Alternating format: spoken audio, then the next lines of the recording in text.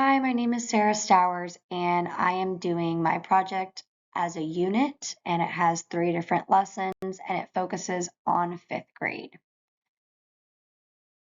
So this project is a unit plan. It spans over three lessons, fifth grade students. In this unit, students will create multiple ceramic pots, building off each other. The first and second lessons will focus on foundational ceramic techniques like coil and pinch pots, and the third lesson is going to be a collaborative coil pot with the students' table team. We have our first lesson, which is pinch pot words, and this lesson focuses on Dave the Potter. I just found his art so interesting, and I thought it'd be really cool to have the students look at um, his artwork as well, and even walk through the exhibition the way that we did through our class. Some of the essential questions is, why do artists or makers use objects as a form of resistance?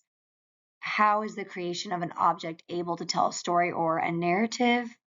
And another one is, how will an artist use one word or phrase to show how they feel? This lesson, students are making just a pinch pot, and they get to decide if they want to stamp in the word that they're feeling, or carve in the word that they're feeling, or use ABC letters to put into their pinch pot. The second lesson is coil quote. This lesson, students are comparing Dave the Potters to a contemporary potter, Robert Lugo. Robert Lugo, he focuses on racism, different social components of where he lives, and tries to put in the hip hop culture within making his pots. So a lot of his pots have graffiti artwork on them, either quotes or words. So I wanted to incorporate that into the second lesson. And the essential questions are, how do both artists use storytelling? Um, how can you tell a story within one sentence? How do both artists show how they're feeling through the words that they use in their artwork? And then, just basic techniques. How do you make a coil pot and things like that? This is an example of a quote project using the ABC letters. So I want the students within lesson 2 to kind of research on their own, either within class or at home, their favorite book or their favorite movie, and then find a quote and put that into the design of their pot. This is a little bit more about the artist, and you can see the style of his artwork. It's not very traditional, it's non-traditional. He's known for wheel throwing and making his culture within his pieces, using his voice within street art, graffiti art, and highlighting hip hop. Third lesson kind of correlates with all of the other lessons that we learned and talked about. And this lesson is collaborative. So the students are going to come up with an idea for a pot, and they're going to show an emotion through their pot based off of the face jugs that we learned about from enslaved potters.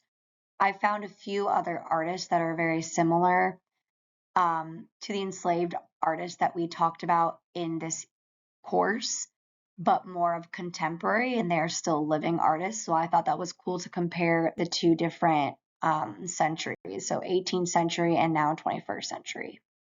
Some of the essential questions are, do the face jugs tell a story? How can you tell a collaborative story together as a team? How do the artists use pottery to show their feelings?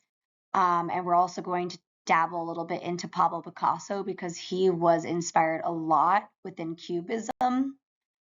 Creating that art form, he got a lot of ideas from African culture. So I thought it was cool to bring him in as well because students already know his artwork, so we could relate back to the enslaved potters. So here are the more modern and contemporary artists that I found that kind of create faces within their ceramic pieces. So we're going to focus on the face jugs of the unknown artist from South Carolina, Pablo Picasso, Jin McDowell, and in the top left corner, those are his pieces. He says that his pieces are ugly because slavery was ugly. And I thought that was such a empowering quote, and I would like to share that with my kiddos. He also talked a lot about how his family members were enslaved in Jamaica, and they used the face jugs as gravestone heads, because when slaves were buried, they didn't even, give them a gravestone head to kind of as a rememberable piece of who that person was. So I thought that was really cool that that is how his family used the face jugs within their history. Then we have Mary Gold and Azi and Samuel Pinda, and those are two Mexican artists who kind of create these abstract faces, and I thought they were kind of silly looking, and they turn them into pots instead of mugs. For this whole project, lesson 1 and 2 are going to be mostly combined onto this artist critique, and then lesson 3, they will get another artist critique as an assessment and along with a rubric. And thank you for listening. I thought this quote was very inspiring. Every pot tells a story molded by the hands that shapes it.